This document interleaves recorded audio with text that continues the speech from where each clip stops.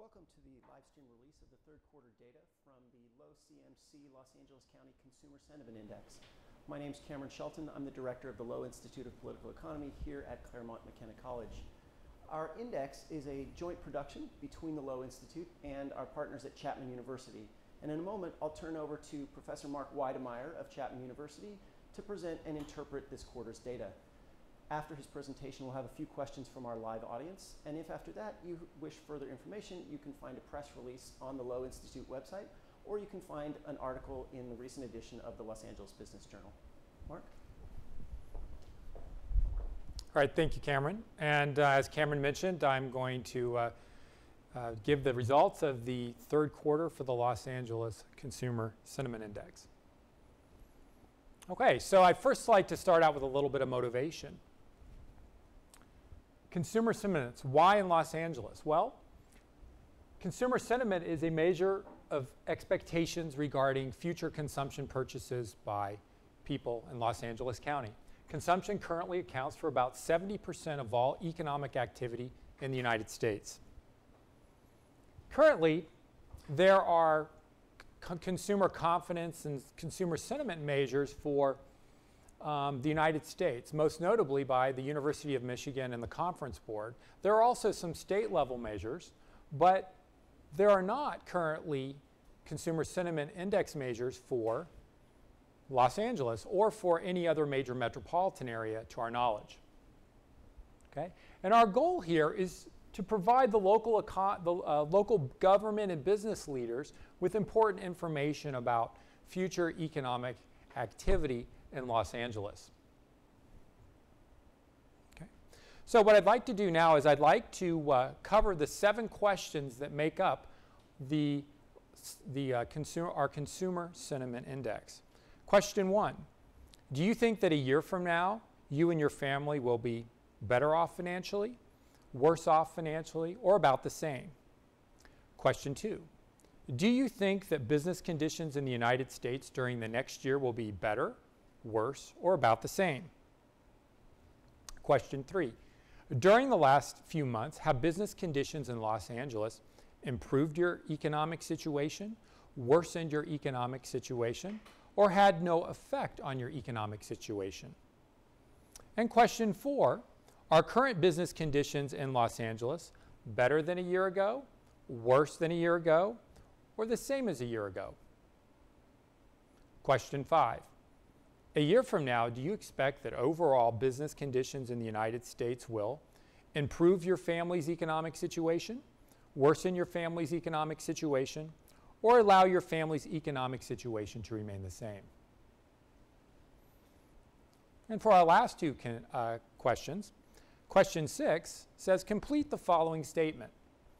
Compared to today, if you lost your job within the next year, you think you would have a better chance, a worse chance, or about the same chance at finding a new job? Question 7, do you think the next year will be 1, a good time to buy an automobile, or 2, a bad time to buy an automobile? So we use these 7 questions to construct a consumer sentiment index. Okay? Now, if you note, with the exception of question 7, the first 6 questions each contain a positive response, a neutral response, or a negative response. So we use these responses to these questions to construct a consumer sentiment index. And so how do we do this? Well, first, you calculate the fraction of positive responses for each question. Then you calculate the fraction of negative responses for each question. Okay? And so we have a survey of approximately 500 random people from Los Angeles, which is stratified on the basis of age, gender, race, income, and zip code. We then compute the difference between 1 and 2. And then we add 1 to the difference constructed in part 3. You sum up the value of the indices constructed from the 7 questions. Then divide by the value of the base index. And then you multiply by 100. Okay? All right, so when we do this, what do we find? Well, as you can see, that the trend starting okay, late last year, we had a really high value right before the presidential election. We peaked at over 120. And since then, we came down quite a bit. But in the most recent quarter, there's been essentially no change between the consumer sentiment index value for the 7 questions from the second quarter of 2017 to the third quarter.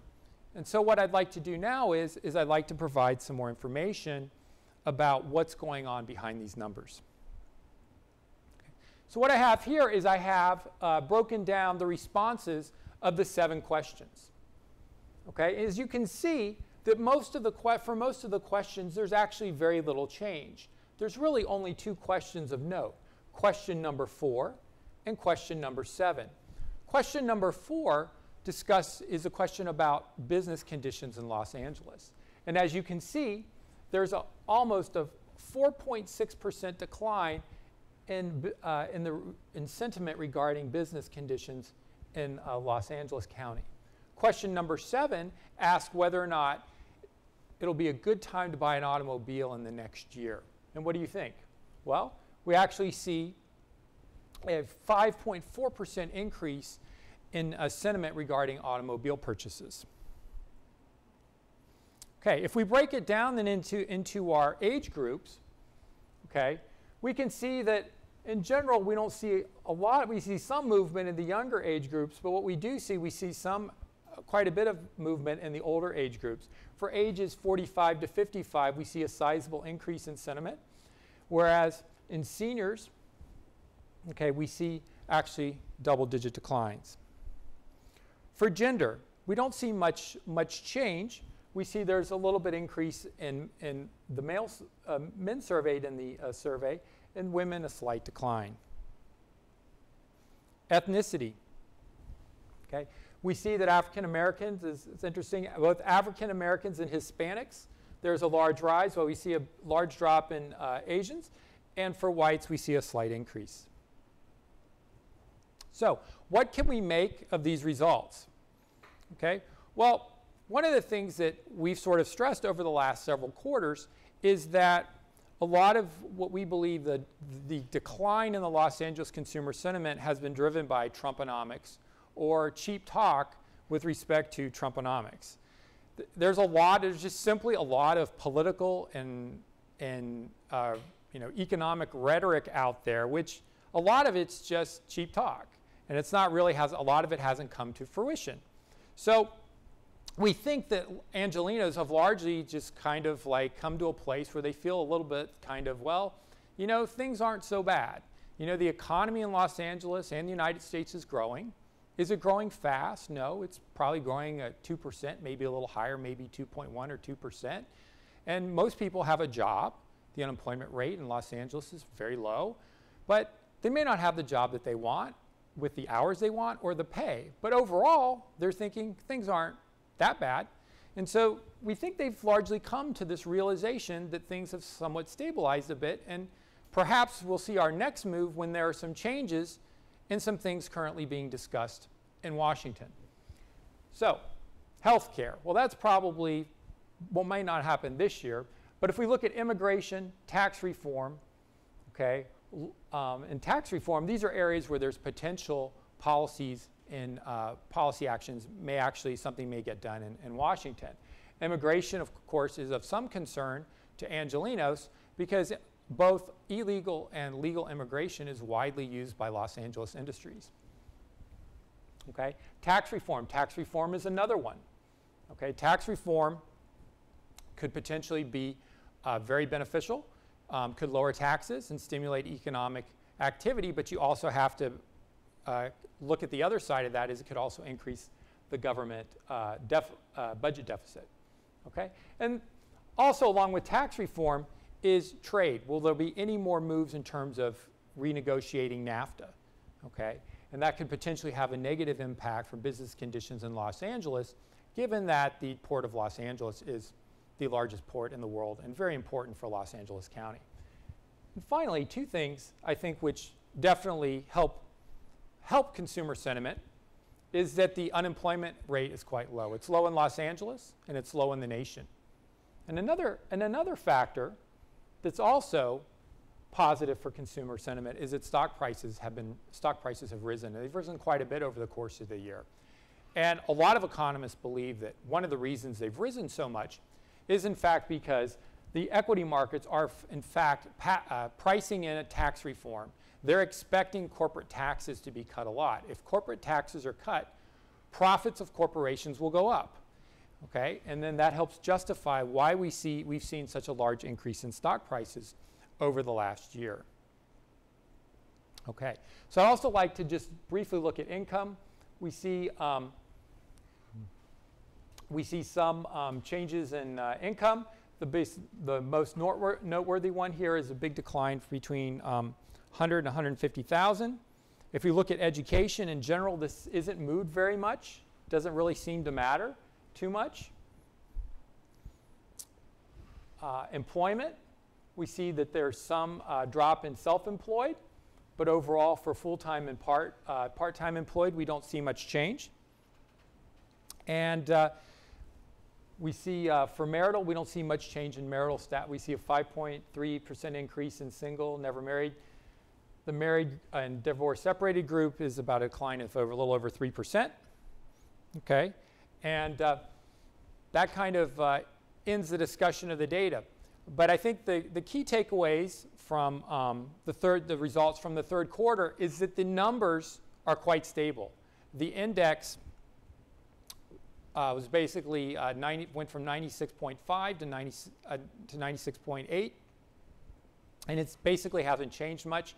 And we believe that the index will be quite stable until we see another big policy move that might lead Angelenos to change their consumer sentiment in a more positive or a more negative direction. Thank you. And I'm open for questions.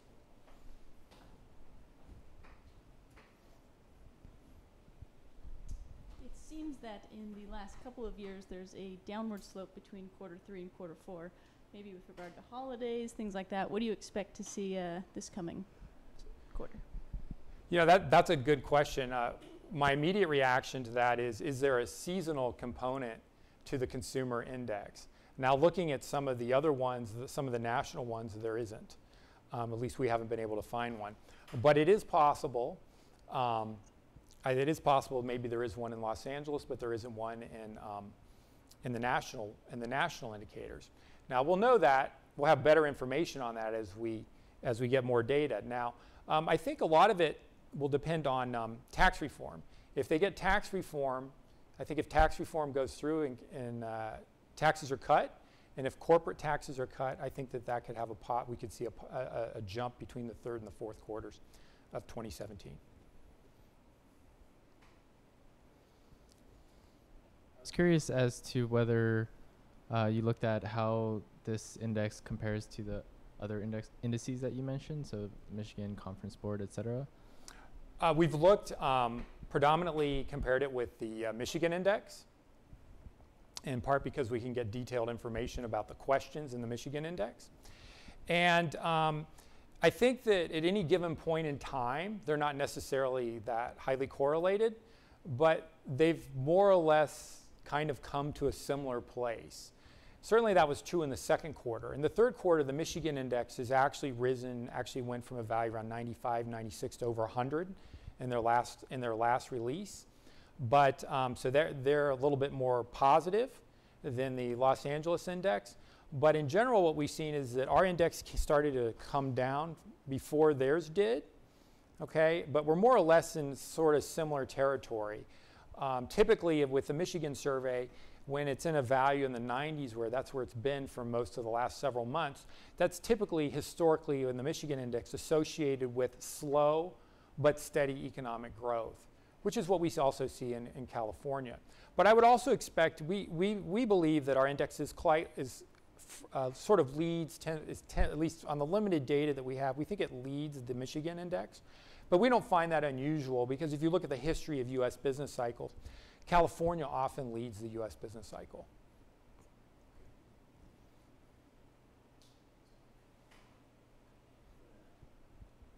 All right, Well, thank you, and I look forward to seeing you at our next presentation of the fourth quarter of 2017.